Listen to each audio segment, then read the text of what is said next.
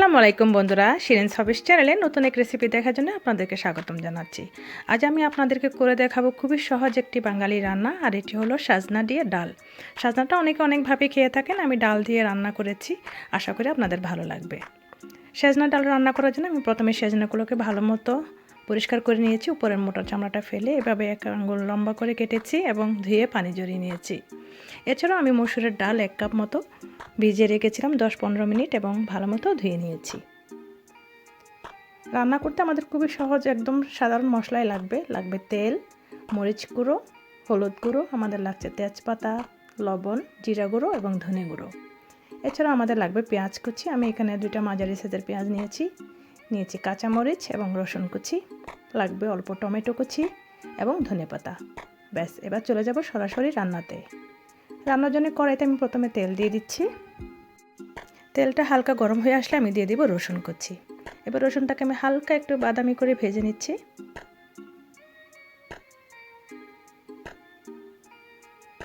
রসুনটা বাদামি হয়ে আসলে আমি দিয়ে দেব পেঁয়াজ কুচি।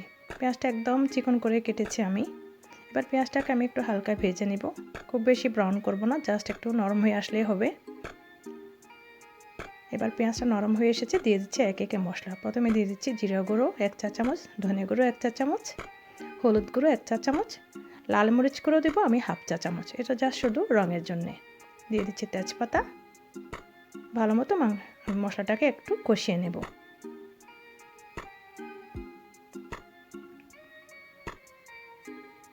লবণটাও দিয়ে দিচ্ছি।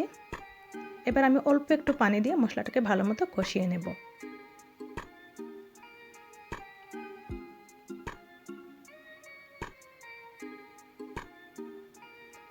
মশলাটাকে আমি ততক্ষণ পর্যন্ত কষাবো যতক্ষণ না কাঁচা গন্ধ চলে যায় এবং উপর থেকে তেল উঠে আসে।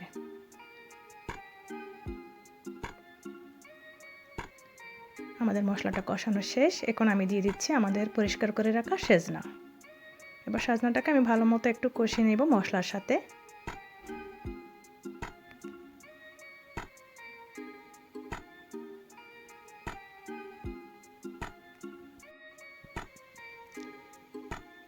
নেড়ে চেড়ে সাজনাটাকে আমি একটু কষিয়ে নিচ্ছি।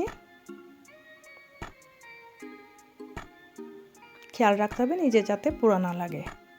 এই পর্যায়ে আমি দিয়ে দিব আমাদের ভিজিয়ে রাখা ডাল। ডালটা আমি ভালো মতো ধুয়ে পানি ঝরিয়ে নিয়েছিলাম। এবার ডাল এবং সাজনা ভালো মতো আবারও একটু কষিয়ে নেব।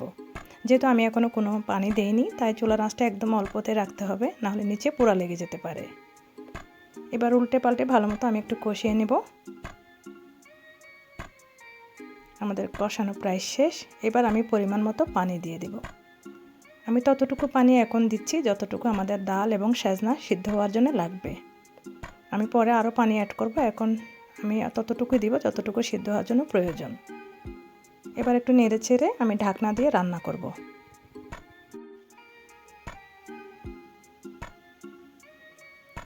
7-8 মিনিট রান্না করলেই দেখবেন আমাদের ডাল এবং সাজনা ভালো মতো সিদ্ধ হয়ে যাবে। এবং যেটুকু পানি আমি দিয়েছিলাম পুরোটাই টেনে গিয়েছে। দেখুন আমাদের ডালটা প্রায় অলমোস্ট সিদ্ধ হয়ে গেছে। আমি আরও পানি অ্যাড করব, যেহেতু আমি একটু মাখা মাখা ঝোল রাখবো এই ডাল এবং সাজনাতে।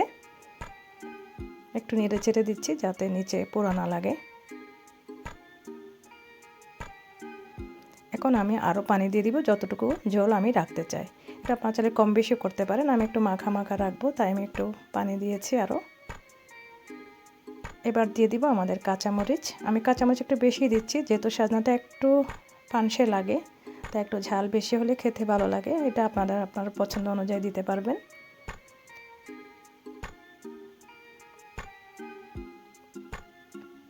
ঢাকনা দিয়ে আবারও রান্না করব 2-3 মিনিট।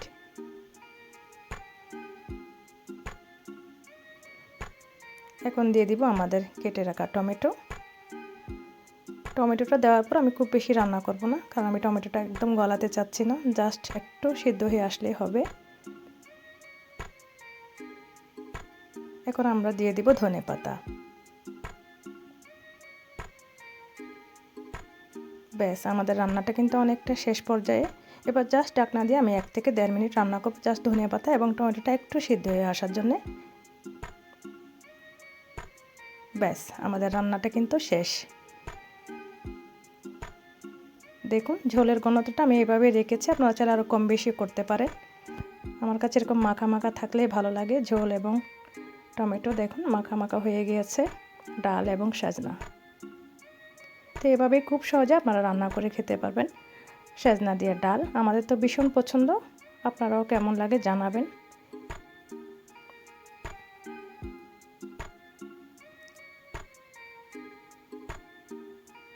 তো রেডি হয়ে গেল মজাদার সাজনা ডাল। তো আশা করি আমার রান্নাটা আপনাদের অনেক ভালো লেগেছে, আর ভালো লেগে থাকলে আমার চ্যানেলটা সাবস্ক্রাইব করার অনুরোধ রইল। এতক্ষণ পর্যন্ত আমার সাথে থাকার জন্য আপনাদেরকে অসংখ্য অসংখ্য ধন্যবাদ। দেখা হবে আগামীতে নতুন কোনো রেসিপি নিয়ে। ততক্ষণ পর্যন্ত ভালো থাকবেন, সুস্থ থাকবেন। আল্লাহ হাফেজ।